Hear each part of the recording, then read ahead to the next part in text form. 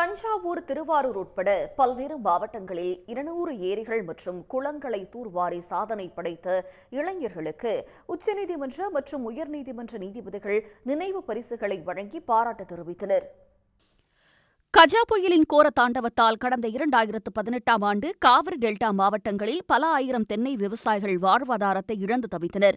அவர்களின் வாழ்வாதாரத்தை மீட்டெடுக்கவும் நீர்நிலைகளை பாதுகாக்கும் நோக்கத்தில் பேராவூரணி, பட்டுக்கோட்டை, ஆலங்குடி, அறந்தாங்கி ஆகிய 4 தாலுகா பகுதிகளைச் சேர்ந்த இளைஞர்கள் ஒன்றிணைந்து கைஃபா என்ற விவசாய சங்கத்தை உருவாக்கினர்.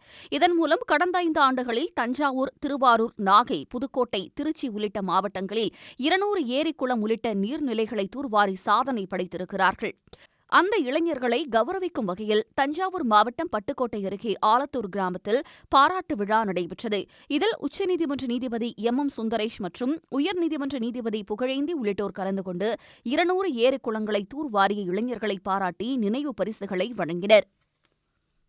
உடனுக்குடன் செய்திகளை தெரிந்து கொள்ள சன் நியூஸ் பெல் ஐகானை கிளிக் பண்ணுங்க.